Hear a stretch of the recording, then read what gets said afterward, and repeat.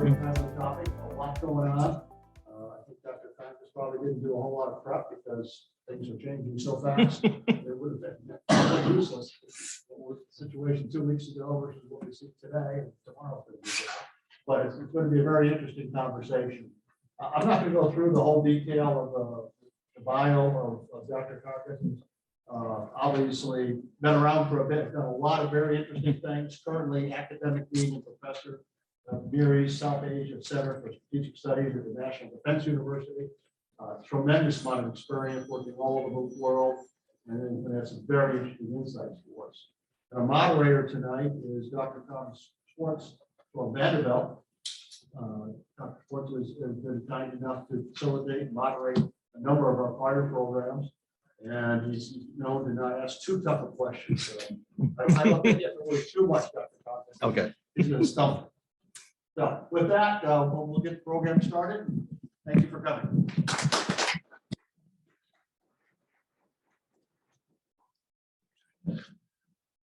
Well, Dr. Kangas, we're now almost entering, I guess, the end of the 5th week into the 6th week of war between Russia and Ukraine, or I should say Russian invasion of Ukraine. There has been a lot of changes over the last few weeks in terms of our assessment of the military situation, our understanding of the possible goals of Russia, the question of what American policy should be, the question of how best to handle or deal with the situation on the part of the European countries as well. I wonder if you could start us off maybe with your assessment of the current situation in Ukraine, what it looks like, what you think seems to be happening on the ground, as well as in the diplomacy of the period. Okay, well, thank you very much. And I should start, first of all, thank you all for being here today. I really appreciate this opportunity to speak with you on this issue. Yeah, the situation in Ukraine, there's no question that as we go week by week, it changes. And the fact that I'm saying week by week itself is a bit of a shocker. This was supposed to be probably a 5 to 7 day conflict. The goal was to bifurcate the country, to obviously surround Kiev. No indication it would be an occupation of Kiev, but to split the country into take the coastal regions, and ultimately the Ukrainian government would collapse. Every indication by the Russian intelligence was that this was the case. It obviously wasn't. And of course, today, if we're looking at what's the current situation, first we start with the phrase you used, Russian invasion of Ukraine. And that's an important one because the battle of the narrative is still out there. A number of countries still call it the special military operation. They don't use the word war. In fact, if you use the word war in the Russian media, that is subject to fine and imprisonment. So you cannot call it a war. You can call it, certain military operations, special military operations. It's a limited campaign that has bled into the narratives of other countries in Central Asia, the Caucasus, in South Asia, in the Gulf states, different places. I've had either the pleasure or misfortune over the last 5 weeks to visit and to meet with individuals. And you see this approach coming out. So first and foremost, after 5 weeks, we're still discussing what is it. Secondly, again, the fact that we're discussing it means that there's been resistance, no kidding. I think that was probably the gross underestimation of the West, in addition to Russia and other states. Now, where does this come from? Where does this resolve of the Ukrainians to fight back? Some will talk about the modernization of the Ukrainian military that was slowly taking place since 2014. Others simply note because they're there. When you're defending your home turf, the motivation is a little harder, right? And so we do see that taking place. In fact, even early this morning, I was on a call with a colleague of mine in Odessa. She runs a research center there. And, she's getting quite feisty about this and talking about our boys doing this and our boys doing that. And there is a pride in Ukraine of what's happening. Now, this doesn't negate the fact that there's violence, bloodshed, destruction taking place. And this is angering Ukrainians, but clearly there's, from their perspective, there's motivation to fight. And then just the third quick point is, if we're seeing this conflict, which is really one state invading another, the fear that it can expand or may already be expanding is being talked about much more. We've hit a stalemate moment. Institute for the Study of War, other organizations, do these daily maps of what territory Russia controls, what they don't. I'm going to give everyone in this room a caution. Anytime you see these maps that show, here's territories Russia owns, here's territories they don't. I spent over 20 years working in Afghanistan or with Afghanistan, and we did the same thing. Don't, use these with caution. Often the Russians control the road in a space. They don't control the fields on either side.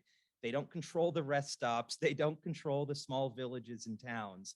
And so I've even seen some maps which show actual Russian troop presence. Bellingcat's a wonderful source for you researchers. They love to look at specifics. And you almost see this like veins, spider veins going through areas where Russia controls. In the South, it's a little more effective, in part because the military units in the South are better. These are more seasoned troops. In the North, you have more conscripts. But at the end of the day, we have a stalemate. And so the concern is, and this is what I'll kind of end with on this first point, is the inclusion of outside forces. Now, when they say, oh, we're bringing in Chechens, these are still internal Russian forces. Let's be clear. Chechens are citizens of Russia, the Russian Federation.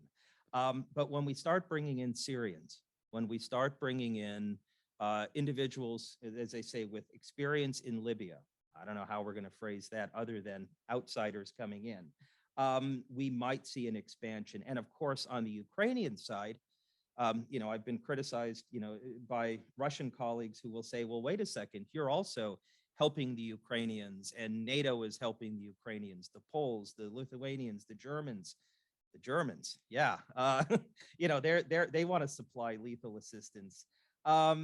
Yes, it is expanding in other directions. And then I should add on the Ukrainian side, the inclusion of volunteer units. When the war first started, and I sort of, saw this large power invading its smaller neighbor, are we going to end up with some sort of, partisan effect? Those of you who know the history of World War II know that Ukraine and Russia have a long history of partisan warfare. Or is it like a Spanish Civil War where international brigades, Abraham Lincoln battalions come in? Guess what? We're having that. Americans, Canadians, Australians of Ukrainian descent, Brits of Ukrainian descent. There was a buddy of mine, he's a BBC journalist. He was in Kiev and he saw this Ukrainian defense unit, and they all had, North England accents. And he's like, what is this?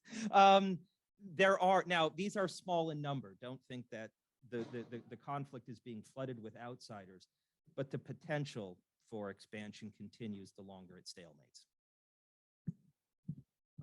You raise a lot of issues that I'd love to explore in different details. Let me take us though to the United States. I was talking before the meeting that we both had unpleasant experiences with interviews and reactions on Indian TV. And I was doing a Zoom presentation there, and I was accused of falling for the American media's narrative, that the American media is portraying the conflict in good versus evil terms. And I'd like to ask you about the American response. It does seem that there is a great deal of interest in this country. There's a great deal in the polling that indicates support for the Ukraine. There have been extremist comments on both sides of the political spectrum of people saying, well, we shouldn't be involved, or that Russia or backing Putin. That is still there. But it does seem like there's an overwhelming consensus in this country to support Ukraine.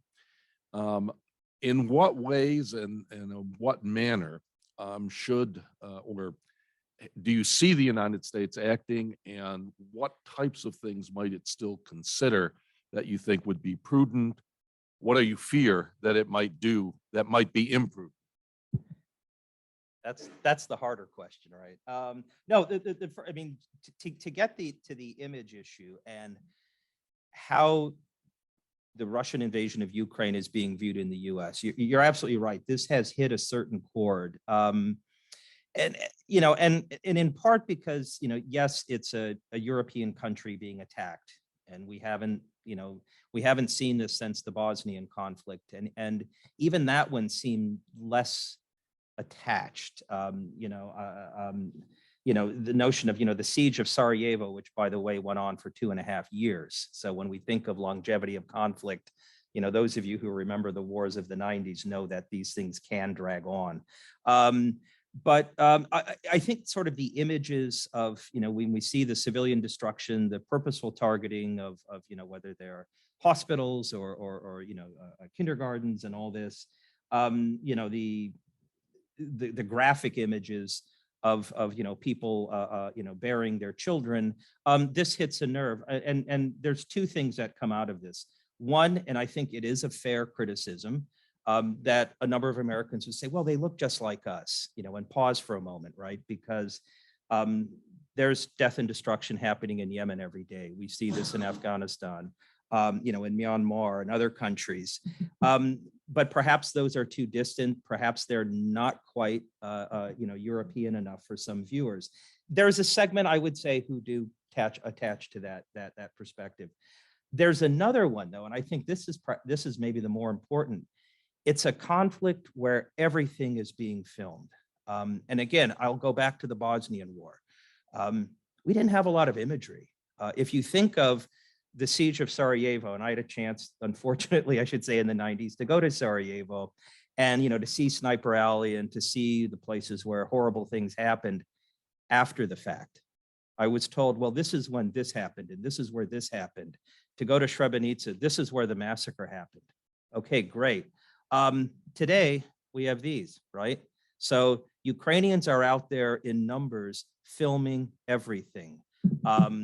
International organizations, I mentioned Bellingcat, but others, groups using satellite imagery are focusing on this. So, and I'll give actually a case for a Russian coverage. There was an anti-missile, Grad rocket launcher unit that was a Ukrainian one that was hiding in the parking lot of a shopping mall in a Ukrainian city. I want to say it was Kharkiv. And it would pop out, fire its rockets, go back into the underground garage. And so eventually they just dropped a bomb on the garage and blew it up. 8 civilians died. Now, the argument that the Russians will make, and this is actually fair, is there was a curfew. There shouldn't have been any civilians there. They were hitting a military target that was going after them. But the fact that we can have this back and forth about one single event with multiple images is something we've not had in other conflicts. We don't have multiple images of events taking place in Yemen, for example, or in Afghanistan. I mean, we might get an image. And so I just think this flood of, if you want to say this, assault on our senses of pretty graphic images, if we choose to look, are out there, and that does shape public opinion. So now getting to the, so what do we do? From the US side, I'm actually pleased with the fact that there is talk. Sometimes it can be hostile, sometimes it can be nasty. Yes, I know we spent a couple of days with the, the guy's got to go, or what was the phrase, hunt Putin, right? And, oh no, this is regime change. It's, I say that about every Chicago Bear coach, every 2 years. But I don't mean anything existential to the guy, just a new coach. But the concern that the US is having is obviously we are technically not a party to this war. And even when people say, well, we need to do this and we need to do this, painful as it might be, we are not a party in this conflict, and adding extra sanctions on Russia, possible, although now we are seeing, sort of economic levers used as war weapons much more effectively than I think we've seen in the past. But dragging, NATO, the US into an actual kinetic conflict, into the war, I think is still something that U.S. decision makers don't want to do. They don't want to make that step. And so what you're going to see is still rather belligerent language being used, economic measures still being addressed, attempts to bring in other countries. Right now, there's a big campaign to get the Gulf countries involved. Good luck with that, and our South Asian friends. But that's the approach you're seeing. The fear is what happens if there's an accident. You have a lot of NATO troops creeping up along the border. By the way, within the borders of sovereign states, within the borders of Poland, within the borders of Lithuania. But what if there's an errant Russian missile, or even a purposeful one?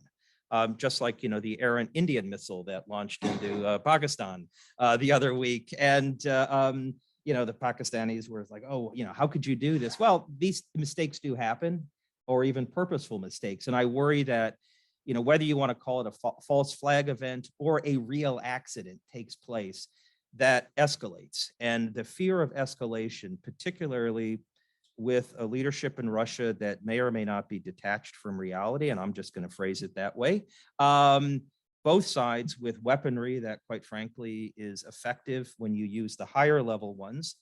Yes, when Mr. Putin even uses the N-word, nuclear weapons, we have a problem. And so, I do worry that that escalation because of an accident or a misinterpretation could still be in play. Your question leads me to ask a little bit about your own sense of what is going on in Russia.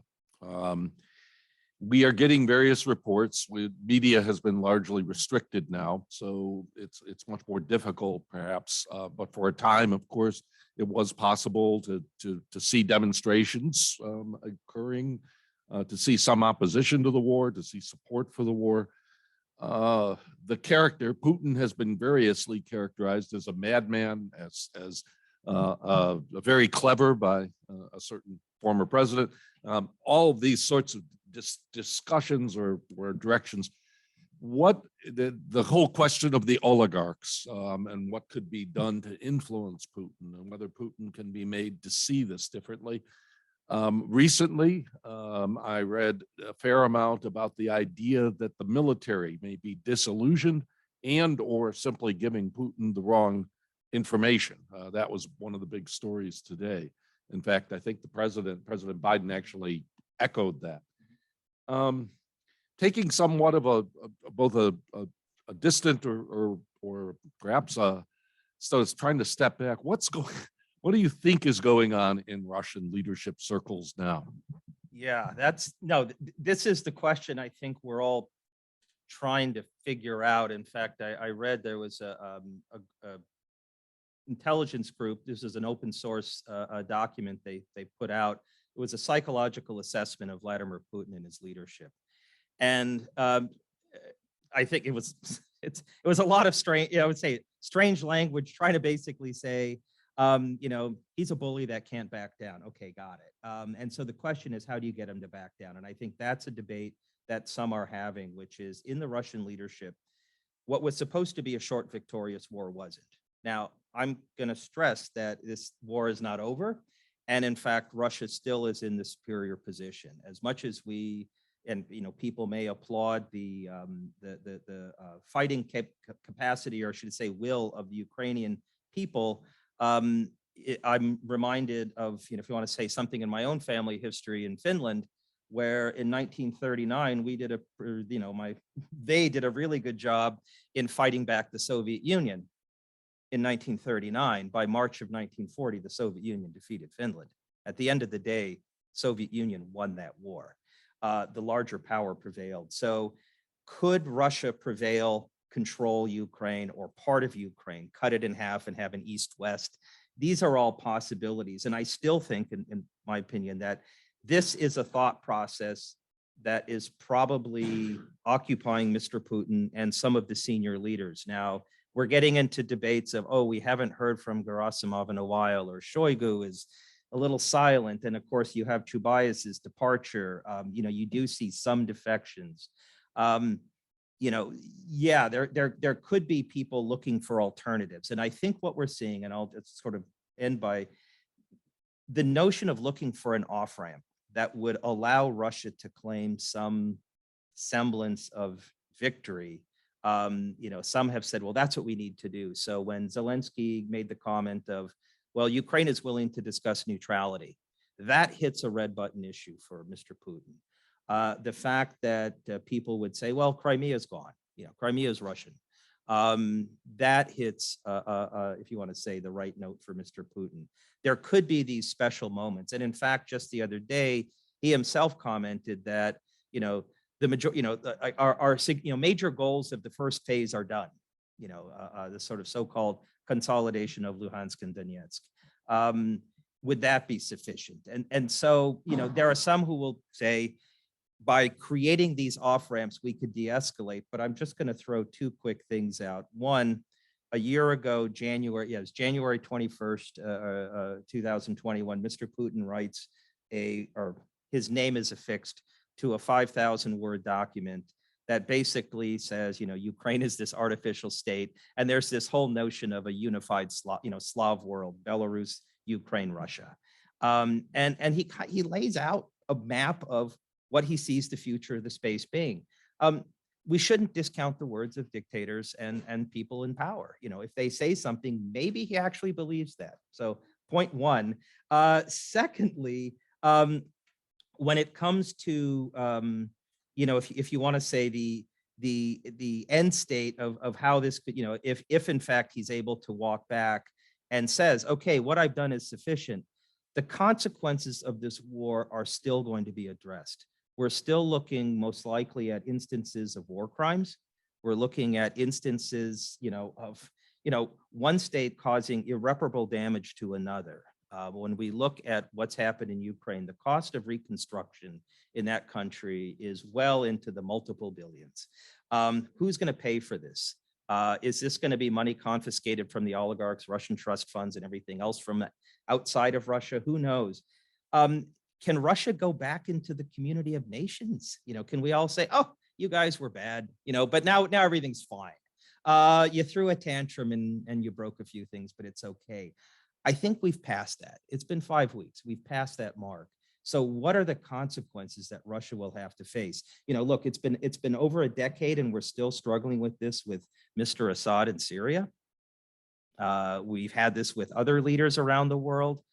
Mr. Putin now joins that club of pariahs. And I worry that not just how do we deal with him, his government, but also Russia as a nation and Russians as people, Russian academics, Russian athletes, Russian musicians, the people that we've kind of gotten to know over the last 30 years.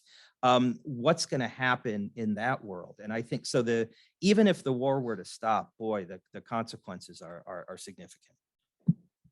Let me shift a little bit to ask you about the role of China and how we should assess that. In fact, of course, one of the things that has been characteristic of the Biden administration has been the emphasis that we need to focus on China. Excuse me. The desire, for example, to get out of Afghanistan was the notion of let's focus on China. And in fact, even as the buildup was going on, the administration was talking, well, we have to keep our eyes on China. Well, now we have a situation in which Russia has acted, and China's position in all of this creates real challenges for both the United States and you might say the EU as well. How do you see China reacting? Is the alliance there one that they seem to be valuing with Russia, or are they still playing a double game? It's an interesting double game because, quite frankly, if Russia wins, China wins. If Russia loses, China wins. Got that? Not to be too cynical, but first to your point, yes, the United States is focused on China. The new U.S. national defense strategy is going to come out in the next couple of weeks. It's sort of public form, and you are going to see threat number one, China.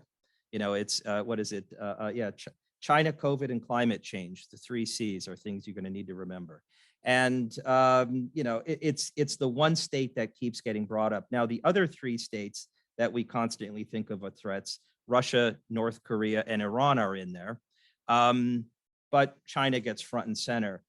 Interestingly, and this is now for folks here on both sides of the political aisle, if you were to take the Trump national security strategy and the Biden one and overlap it, it's a happy Venn diagram. There are a lot of similarities. Language is different, and there are some things in the Biden strategy that are not in the Trump one, climate change and some, you know, some human security issues. But China for both are important. And so, you know, when I look at this, for the US, again, I'll just mention us for a second. The fact that this war is happening is quite frankly the last thing the US wants or needs, because it draws our attention away. You're absolutely right. The departure from Afghanistan, no matter how chaotic it was something that needed to be done, because speaking from the administration's perspective, because this is what we want to do. You know, we want to put our attention to the Pacific. Russia is now attempting to shift this away. Now, why do I say China wins in either way? If, you know, say Russia were to pacify Ukraine, you know, say it achieves its goals. They have a strategic partnership. It is, you know, they are in a security arrangement, more so through the Shanghai Cooperation Organization. It's not a collective defense treaty. So I know sometimes this gets brought up of, oh, you know, they're both in it together. No, China's not in that. They do not have that kind of relationship with Russia, but they're definitely willing to help. They're not criticizing, they're leading, if you want to call it, the foot dragging in the international community against Russia. And so if Russia were to win, it would by definition be seen as a defeat of the West, because that's how their narrative is. This is not about Russia, Ukraine. I keep saying Russia, Ukraine. In China's perspective, this is Russia, NATO, Russia, US. Ukraine is just a chessboard. It's just a chess piece in this competition. And so it would be seen as a public relations and image defeat of the West, which helps China. It also would create conditions for shifting economic bases in the world, moving away from the dollarized economy, et cetera, et cetera. If Russia fails to achieve its goal, we have a severely weakened Russia, but it's not going to disappear. Russia is not going to vanish. It will just be a weakened state. And from China's perspective, in the long run, Russia is no different than the West. These are all declining powers. We're the ascendant power. And so this just accelerates Russia's decline. You know, it gives us a little more leverage over them. And Russia, in fact, is solidified as the junior partner to China. And so that, if I'm in Moscow or in another Russian city, isn't a very pleasant thought, but in Beijing's mind, that's the end state. So for China, it's an interesting fence sitting that's taking place, and they want to wait it out. They want to see how it works. Let me follow up and ask you whether we should allow them to fence sit. Should the United States insist that China, for example, obey more of the sanctions, or is there a way that the United States or the EU together could put pressure on China to isolate Russia more? Or would this be resisted very strongly? Or is this something that would not even be in our interest because it would drive Russia and China together in a way that might be dangerous? I mean, I think the fear of driving them together is, I don't want to say misplaced, but that's already happened. So we're there. The question is whether we, you know, if China wants to be a member of the international community and not just, you know, the community of nations, but we're talking a participant in international financial organizations, they have to abide by certain rules. And if those other members create, you know, whether it's a unified sanctions regime on Russia or other restrictions, yeah, I think that China has to abide by them, ought to be forced. Interesting, a very small country in Europe, Lithuania, is in a war with China, you know, kind of an image war, trade war, diplomatic spat. A country of just over 2 million people is taking on China, and the rest of the world worries. I mean, I'm proud of my Baltic friends, and you know, but it shows that if Europe, and in fact, I should say the EU is now revisiting that and saying, wait a second, we need to back our EU partner. in all of this, as much as I can look at what the US is doing, what China's doing, what Russia's doing, I'm impressed with the EU. They're actually unified on something. That's a shocker. And if there is this unity, and if there is a decision to not only detach ourselves from the Russian economic space, which Europeans are now seriously looking at, the goal of 2027 being not dependent on Russian energy. Wow, that's impressive. But to even make that statement about China, and if in concert with the US, if China doesn't abide by these rules, now China could, and I will say somewhere in the back of my mind, there's a couple of brain cells rattling that says, when China actually takes a good look at this, backing Russia is not in their interest. That if they want to be seen as a responsible leader in the world, they need to abide by certain principles, and the territorial integrity of nations is one of these principles, by the way, that China holds. So perhaps they could be forced or at least pressured into getting off that fence. I think it's going to be a while, though. I'd like to turn back a little bit to the Ukraine itself. One question that certainly could be out there soon, and was raised by my very belligerent Indian interviewer the other day, is whether the Ukraine wants neutrality and the United States was preventing it from offering this. But more importantly, are there things that Ukraine will accept as concessions that might make the West uncomfortable? In effect, a type of surrender of territory or others that would bother the West? Or on the flip side of that, will the West continue to support Ukraine if Ukraine insists on continued sovereignty over Crimea and the Donbass and Luhansk regions, and in a sense refuses to abide by this, by any sort of compromise agreement? I'm fond of, or one danger with talking to historians is we dig into analogies. And one of the analogies that has come up among Cold War historians about the nature of this conflict is some comparisons to the Korean War, in particular because of the way the Soviets attacked, the way the West mobilized in response. But one of the perhaps not as well known aspects of the Korean War was the difficulty of dealing with the South Korean leadership, who wanted to continue the war until they achieved reunification. And the fact that the United States had to essentially tell them, no, we're going to take a settlement. Do you think there's that possibility here with Ukraine, that it could be compelled to cede sovereignty? What do you see as the sort of the diplomatic arrangements that could be adjusted, or will it all depend, so to speak, on the battle? No, in fact, the other day, this is an excellent question, because it reminds us that, all states have agency in some way, shape, or form, whether they're small, medium, large. Ukraine, a country of over 40 million people, although now, more than 4 million of them have left their country, they've crossed the border, but that they do reserve the right to determine their destiny, if they can. When Zelensky proposed neutrality, he phrased it in a way that gave Ukraine options. And now this isn't, if you think of Austrian neutrality in 1955, right? In order for us to be whole and to get rid of the occupiers, the Soviets, the Americans, the British, and the French, we'll be a neutral state. Great. And everyone agreed to that, and the Austrians agreed to it.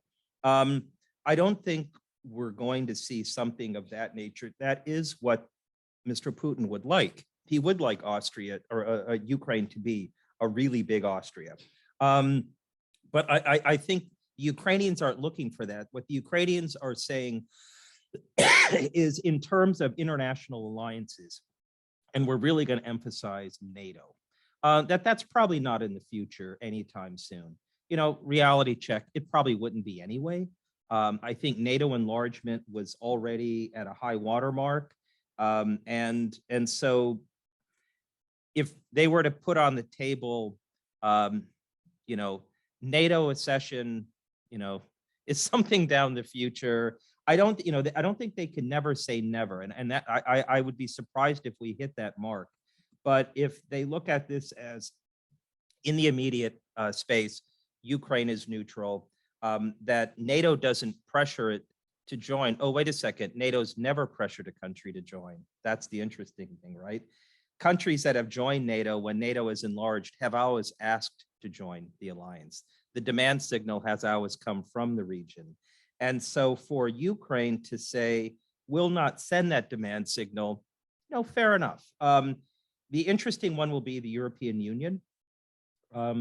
If anything, I think this accelerates Ukraine's closer ties with the EU. EU accession is a trickier animal. About 100,000 pages of the acquis communautaire. Good luck in joining it. I mean, you have to really do your homework. NATO's a political decision. EU is a process.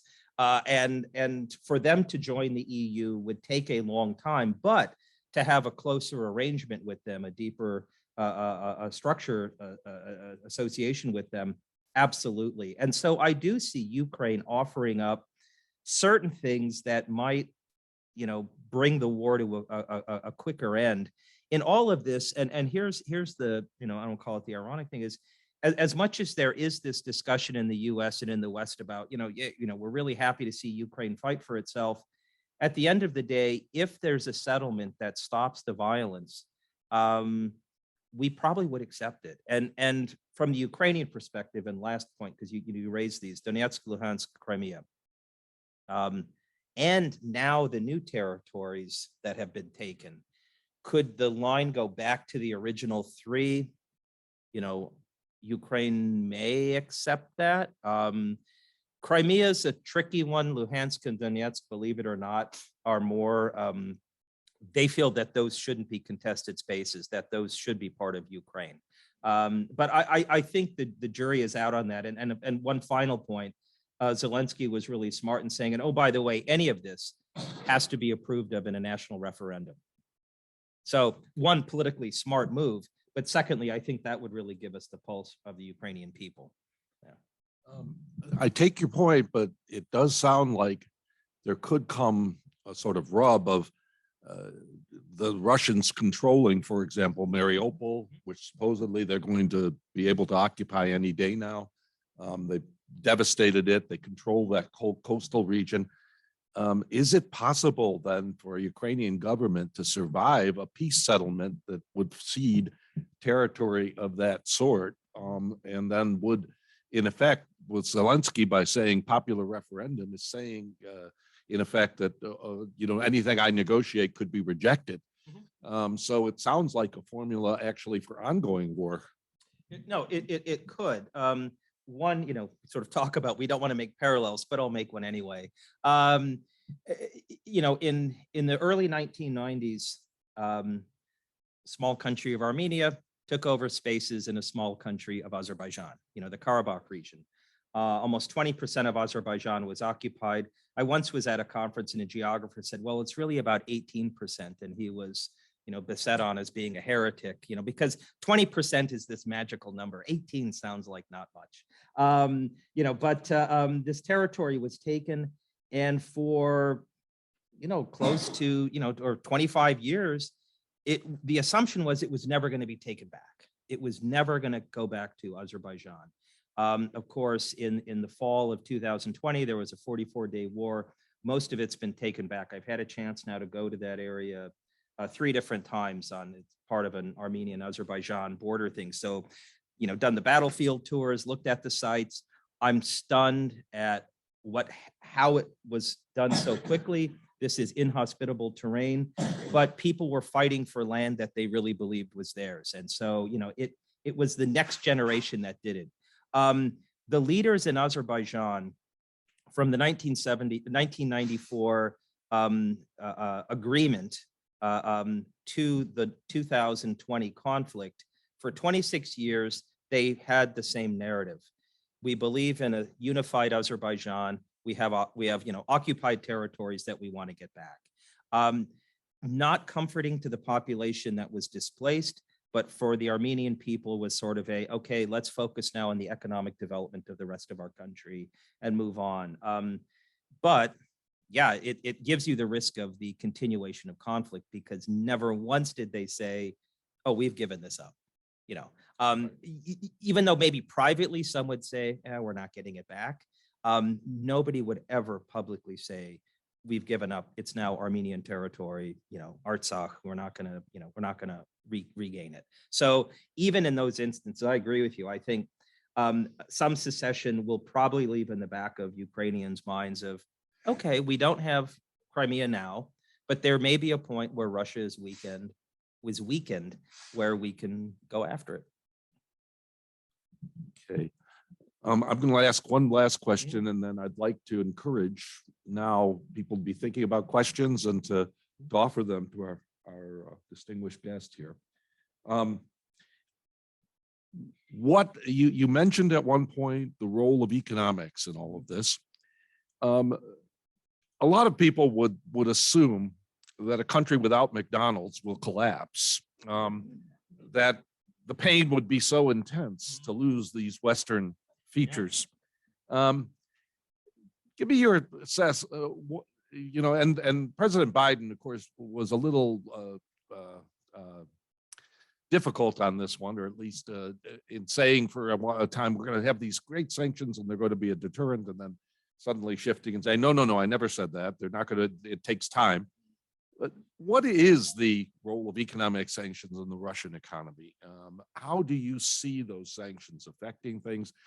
And in many respects, are we putting a lot of very false hope in the idea that sanctions will change Russia? No, this is, you know, this is the tough one. And by the way, you know, two quick comments. Yes, I think any Russian who has, you know, like an old receipt that says come back and get a free apple pie is now really annoyed.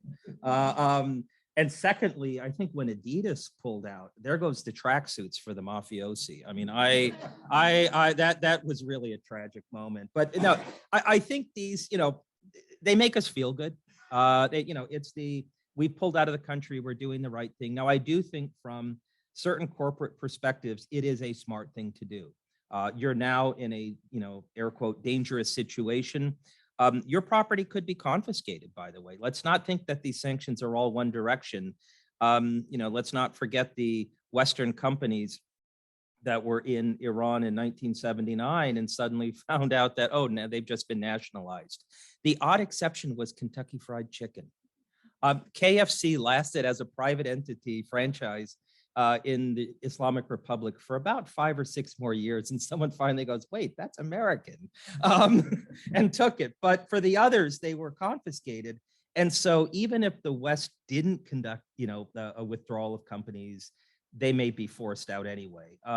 The goal of saying, well, okay, we're gonna limit, you know, Russian activity. We're going to give, you know, the removal of the SWIFT access and other banking opportunities. I mean, these hit hard. But countries can be resilient. You know, South Africa was isolated in much of the 1980s and into the 90s. And it actually took an internal process to get rid of apartheid. I think outside sanctions could have continued for another couple decades. Cuba's been under sanctions for more than half a century. But just by the US. German tourists and others get to go there. But, you know, the notion of sanctions can be effective if there's a large community that's participating in it. We're not seeing that yet. It's Americans, it's Europeans, it's the Australians, it's the Japanese, it's the South Koreans. But India, China, other countries, the Gulf states are still fence sitting. So, you know, we'll see on that. But secondly, not to say you can force them, but it gives a wonderful excuse for the Russians to escalate. You know, they'll say, well, we've had no choice. You know, you're cutting off, you know, our ability to sell oil and gas. And therefore, you know, so now we're in a desperate situation. You know, we're going to continue this conflict and maybe even start expanding it. You know, so, you know, who knows where this is going? I'm not saying sanctions can't work or sanctions are a bad idea, but we have to be mindful of their limitations. But the economic impact of this, we're now going to start to see in second and third order effects. And it's not just Russia, and quite frankly, not just Ukraine. Let's not forget, Ukraine is an exporter of industrial goods, also agricultural goods. Egypt gets over 85% of its grain from Russia and Ukraine. Georgia does about 80%. Azerbaijan does. You know, the neighboring states are going to feel the pinch. Even India has been seeing price rises in wheat products because their supply chains coming out of Russia, fertilizers and other things are being disrupted. We're seeing this now. It's what, March 31st, right? So the spring planting, underway. Guess what? There's not going to be a good crop in Ukraine this year, and probably not in some of the Russian spaces. So we could see second and third order effects in other countries, not just energy, but also food products and some supply chain issues. And that's not just about Russia now. It's going to affect other countries. And I think that's also what's making a few of the neighbors nervous. I'd like to now, at least, you guys have been very, very patient, and I'd like to ask if there are any questions for back there. Yes. Yeah. That question elaborates more on the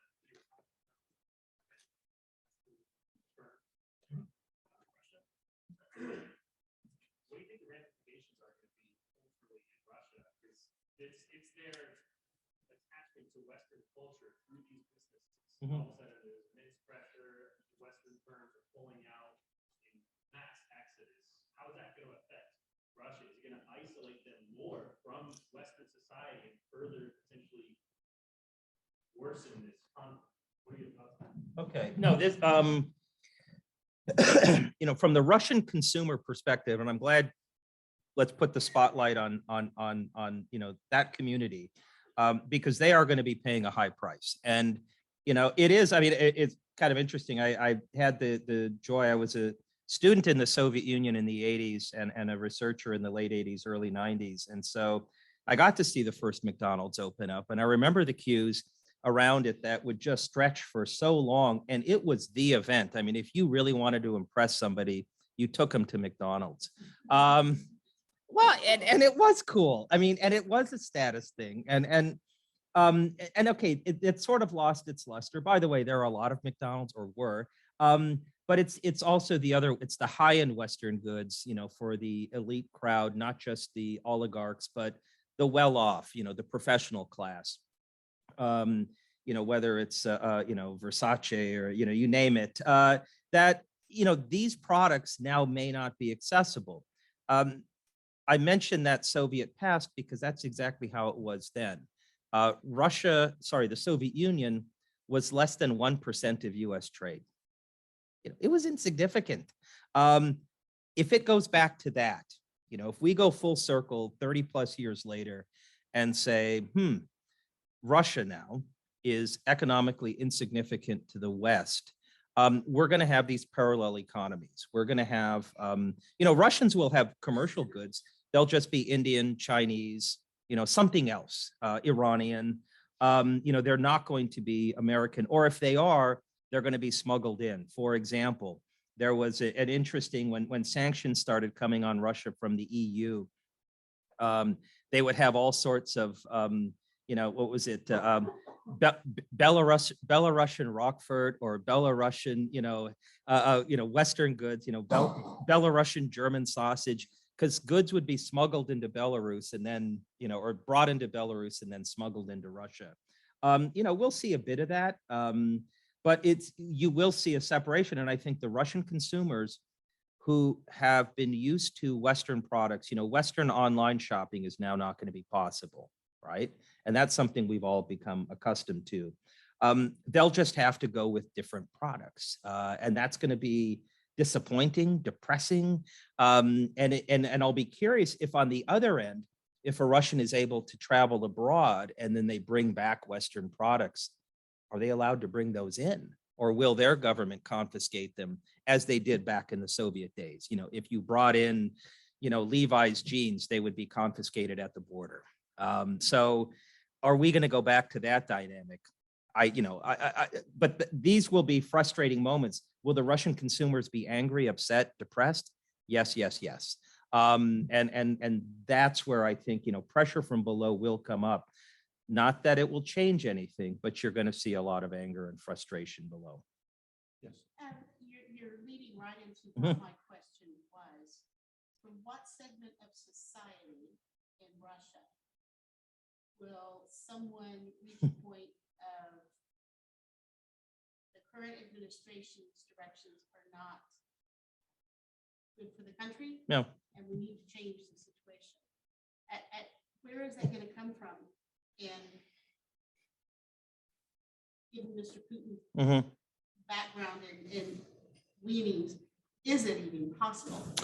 No, this is and this is all Chatham House rules, right? Now, I don't want to get caught. Oh, he said no. The one thing he has going for him, and I will say, it's not, oh, there's this surge of support behind him in this campaign. In fact, if anything, I think he did a really poor job in the information campaign prior to the Crimea takeover. There was a rather long period of media coverage of challenges in Crimea, the concerns of Russia, Ukraine, being this bad neighbor, et cetera. And then with the Maidan Square episode, that fell right in the lap of Mr. Putin, where he could portray Ukraine as a horrible country and why Crimea should be liberated and saved.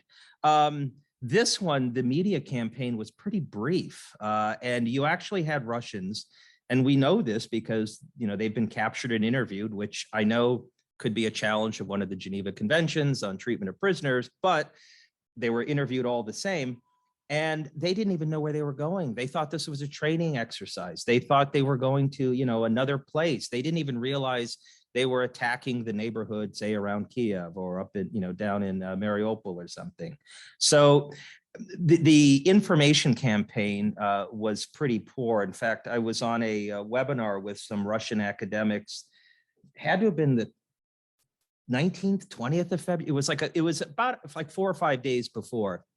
And one was still insistent, there is no war. This is about, gamesmanship. This is about who's going to blink first, but there's going to be no crossing the border. 24 Feb happens. Oops. Yeah, the border was crossed. So I don't think he prepared his population, but the one thing he has in his favor is statistically, and this is public opinion polls done by both Western organizations and Russian organizations, and they're fairly consistent, how there's a growing anti-Americanism in Russia. And it's not a hatred for the US as a, evil country, but the US as a country that meddles in its affairs, most importantly, a country that doesn't respect Russia. And this, by the way, is something that, if you want to wag a finger at us, the US has done a poor job of dealing with Russia from the collapse of the Soviet Union to the present. We sort of treated them as a lesser country. And so, not to say that justifies war, on the contrary, but it shapes an anti-Americanism. Interestingly, not an anti-Europeanism. Europe is still viewed in a schizophrenic way. So whether it's oligarchs, whether it's Siloviki, whether it's mass population, you see these percentages. As long as this war is still being cast as Russia defending itself against US actions in its neighborhood, which is the narrative, they're going to be okay. The losses, the casualties are being obfuscated. We don't know how many have died. Rumor has it the numbers might be in the 5 figures. If that's the case, we're approaching Afghan war figures, and it took them 10 years to get those. Come on, this is insane. But as long as he has that, who could change it?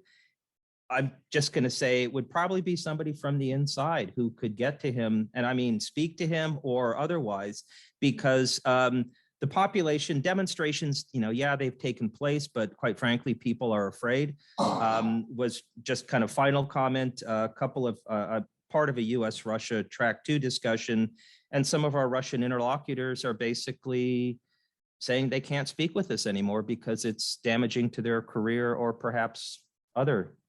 So, we're going to probably see a quieting of vocal opposition. So There's a question way in the back that's been very persistent. Yes. Does it just mean you've been asked so many times that Yeah. And it's always interesting to me how like we're trying to figure out the Russian, what Russian people Yeah. and here without putting any Russian person to the table, or without even having the channel. Mhm. So I have 2 points. I think the first thing, and I am citizen of 3 countries, and Mhm. this is my home, and I have all my family in Russia. I have friends and family in Ukraine as well, and in Europe. And what's been really difficult for me to see is that there's just some denial of facts that won't allow 2 sides to come together. Mhm. And the first fact is extension of NATO, right? Because for Russians, it's a very important subject. Mhm. It's important because of our history. It's important because of our mindset, because we have to have historically all the time. There hasn't been any big empire that hasn't been. 1991, when the Soviet Union collapsed, it wasn't a agreement that they did not stand. People look at facts, right? Not opinions, but facts. 1991, the map of NATO was 12 members. Mhm. 2022, the map of NATO members is 30 members. We have expansion by 18 countries in a very clear direction to basically join Russia along this border. And not just along border, it's along very vulnerable parts of the border. So Russian people have this question, right? Why? Right? That's a big question for Russia. And there was an actual wanted to be a part of NATO, but we were excluded from the European Security Council. So that's the first thing. Like, why can we monitor that? Because I think a lot of Russian people have this question, right? Mm. If membership of NATO playing to join this open table, so then those facts, all facts. That's the first question. And the second question is, why because maybe we are calling President Putin butcher and calling Putin White House. And the importance of that whole that is such a huge spectrum. It's like Putin's invasion, maybe this nation would be right. There wasn't any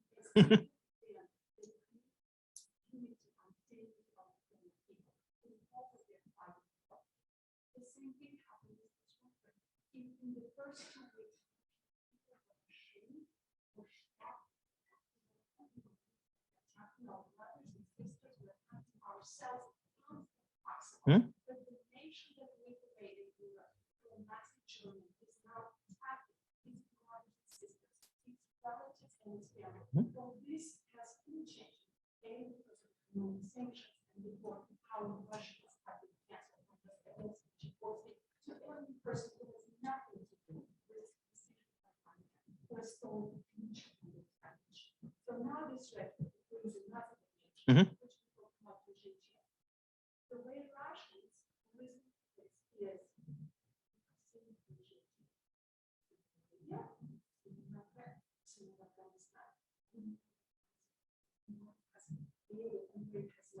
and now the way they listen to it, and now when Russians take on the next difficulties, there's like before chaos and economic poverty. So those are my questions.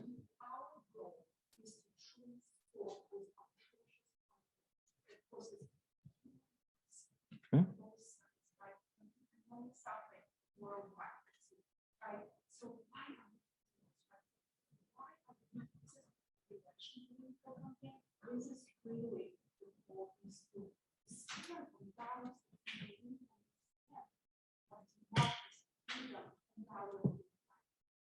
Okay. Yeah, no, excellent comments. And I should say on the first, on the expansion of NATO, and I've watched this from the beginning, in terms of the agreement, and I've heard this narrative from both sides, and there are some will say, oh, Jim Baker made this comment or someone else made this comment. I've seen transcripts from the Russian intelligence officers that wrote things down. There is no signed document. There is no memorandum. There is no discussion. Now, what I would say at the time, if I'm thinking of 1990, 1991, Soviet Union is collapsing. And there's a wonderful book, the author's name, Zubok, called Collapse. So easy to remember, but it's the collapse of the Soviet Union. It's a biography, if you will, of 1991. And he does a wonderful job. And I think this is instructive for all in this room. I should say it's going to take someone of the younger generation in this room years later to write about this, because they're not personally involved in it. And I think that's one of the, when you have people writing their memoirs, they're going to write it from the perspective that basically says, oh, if they had only listened to me. You need an objective historian, or mostly objective historian, who can look back. So when we see this discussion of what took place about NATO, from the NATO perspective, quite frankly, enlargement wasn't an issue. It was not in the cards, so to speak.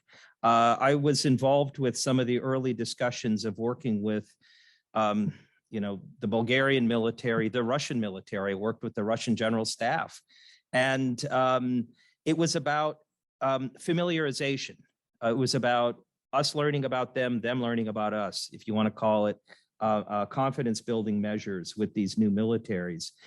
There were all sorts of discussions of what countries could do with their militaries. Some, like Moldova and Kyrgyzstan, said, we're not going to have a military. That's a great idea.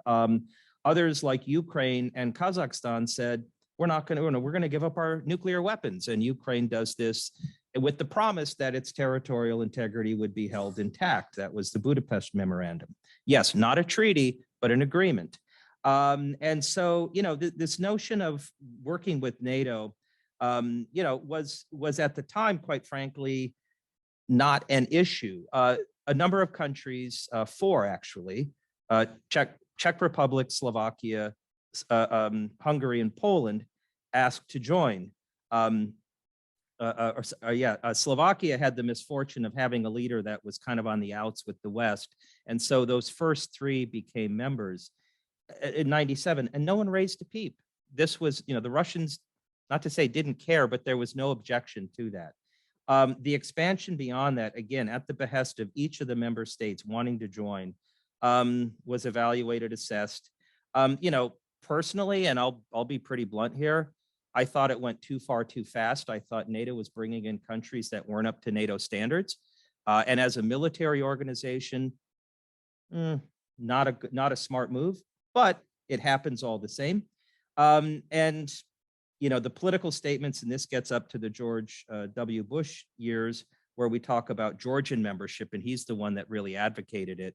By the way, he's the only one that has, since him, from Obama to Trump to Biden, nobody's talked about Georgian accession into NATO. In fact, they kind of would, NATO wants to work with Georgia, not have Georgia in NATO. And so it's really been, I look at it as countries wanting to join. Is it seen as anti-Russian? In fact, if anything, NATO became anything but Europe. It became Mediterranean security. It became Afghanistan. It became Middle East issues. It became transatlantic issues, transnational threats, counter narcotics, you name it.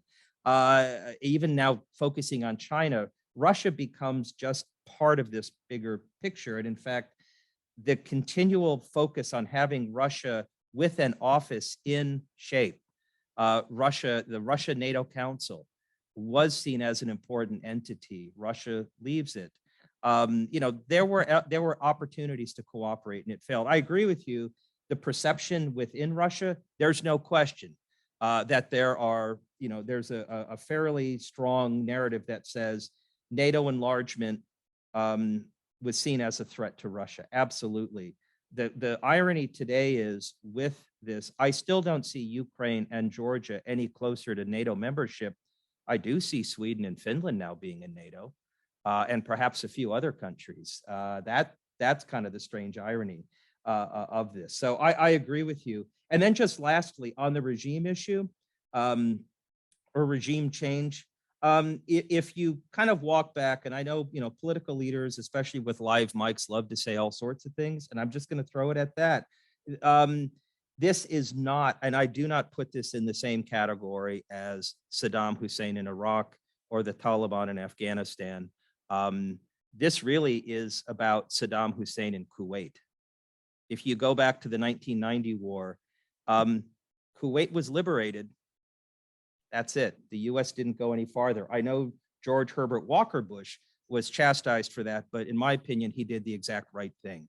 And in this one, I don't think that there's any intent on doing it, doing something to change Russia or making Russia turn into another country, a Middle Eastern country, you name it.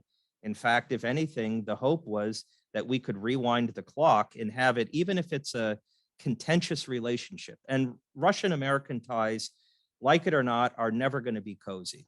I'm done with resets. I'm done with restarts. But can we have peaceful coexistence? Absolutely. This has really set that back. I think this has really set it back. I do think American political leaders love certain types of rhetoric. It does work, and it is part of that. But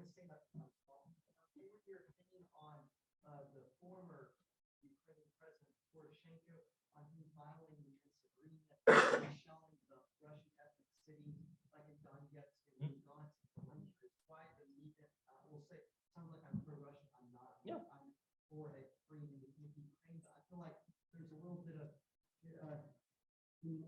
moral hypocrisy on the media's part by not criticizing Poroshenko for violating the Minsk agreement and bombing the ethnic Russian cities of Donetsk, where the United Nations has estimated 11,200 ethnic Russians have died since 2014. And this war, and our media says this war just started a month ago. That's a straight up lie. This war started 8 years ago when the Ukrainian government started shelling their own cities. I just wanted your opinion on that. Again, I'm not for Putin. I believe he is a war criminal. But I also believe if you hold Putin to those same standards, you also have to hold the former Ukrainian president Poroshenko to that same standard, who violated the Minsk agreement and started shelling those ethnic Russian cities. I just want your opinion on that. Okay. No, first of all, what's happening in Luhansk and Donetsk, in my opinion, is still an internal Ukrainian issue. Just as, if you want to say Chechnya was an internal issue, we have, for Russia. And so if one were to look at what Poroshenko did or did not do, and actually there was media coverage of it. I obviously look at other media.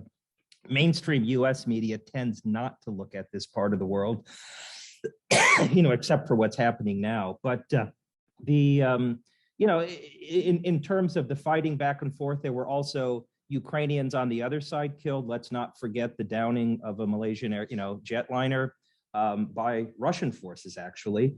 And so, there was engagement. What we have now, and the difference I would just throw out is internal issue. This is the invasion of one state against another, Russia invading Ukraine. It is not an internal issue. It is not a civil war. It is a national invasion. And by the way, I said that about the US invading Iraq. It was not a liberation. It was an invasion. I'm simply using international law terminology. In that, the question of cause of why Russia goes in is something that we're going to have to assess, the motivation for it. But in terms of the outcome, this is still a two-state war. Mr. Putin is going to be held accountable because of what he did to his neighbor. By the way, he also has never been held accountable for what he did in Chechnya. And if you go to Grozny, it looks beautiful today. It didn't in 1996, 97, 99. This is sadly kind of one of the, I don't call it realities of countries today. There may be these double standards as perceived, but that's the world we're working in. Maybe we take two more short questions and answers. Yes. We're running long on time. Okay. is that back there? Since the Congo crisis of the 1960s, there's been an increase in Western mercenaries and volunteers in foreign conflicts. I saw an estimate of 20,000 foreign volunteers in Ukraine as of right now. Do you think going forward in any other future foreign conflicts, the United States will either support or prevent any of their own volunteers from going, whether it's EU countries or other? No, this is an excellent question. This is a trend that worries me. We have some, foreign companies, the Wagner Group, probably the most famous, in terms of from the Russian side, that acts as for all intents and purposes, a military force that is outside the law of armed conflict. Most mercenaries, private military companies actually work as security forces, even some of the most, what I would call odious ones like Blackwater and all that, believe it or not, still worked within specific frames. But groups like Wagner fighting militarily, we're going to see this with Syrian volunteers.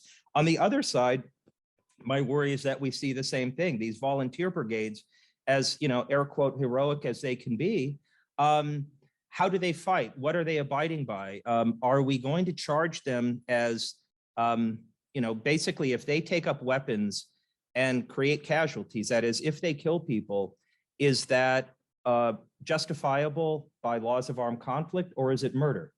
I mean, these are real legal issues that have to be addressed. And so, if they're Ukrainian citizens, oddly, they're in a different situation. Self-defense can come in. But if they're volunteers who come from the outside, and we've seen this in Syria, we've seen this in other settings, it raises a number of legal issues. So I agree with you. If this starts to increase, it could be problematic for both sides. We're gonna pause here, I understand.